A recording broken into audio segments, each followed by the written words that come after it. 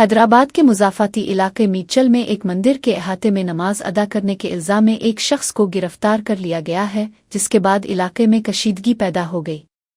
Police ज़राए के मुताबिक ये वाक़या बुध की शाम इस वक्त पेश आया जब ज़ुबैर नामी एक शख्स को मुबैना तौर पर इंजीनियर सवामी मंदिर के शेड के ऊपर नमाज पढ़ते हुए देखा गया।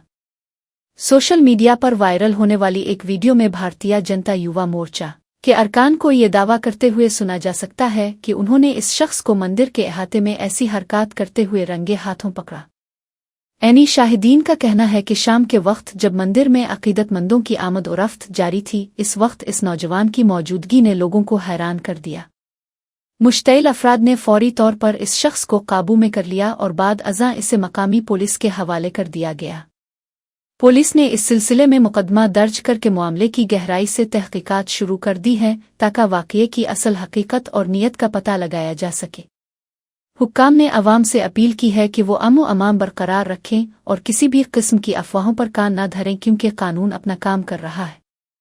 पुलिस इस बात की भी जांच कर रही है कि आया ये महज एक इनफरादी अमल था या उसके पीछे किसी किस्म की इश्तिआल अंगेजी का इरादा था।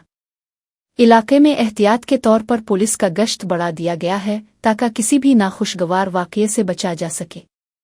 इंतज़ामिया ने वाज़ेह किया है कि मजहबी मकामात के तक़द्दुस को पामाल करने वालों के खिलाफ सख्त कानूनी कार्रवाई की जाएगी।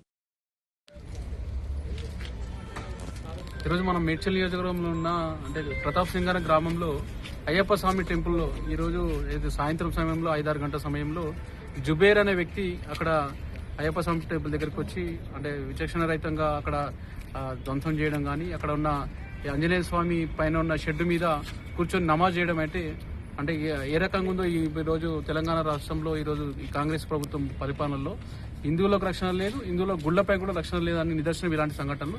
ముఖ్యంగా ఈ ప్రాంతంలో అనేక సంఘటనలు జరుగుతున్నా ఏదో తూతు మంత్రంగా పోలీసు వాళ్ళు కూడా ఏదో కేసులు పెడుతున్నాం ఏదో చెప్తుంటారు. వీని కూడా గతంలో ఏదైతే సిటీలో జరిగిన సంఘటనలు పిచ్చివాడని చిత్రీకరించి ప్రయత్నం చేసిండ్రో ఇప్పుడు కూడా ఇట్లాంటి పరిస్థితి రావద్దని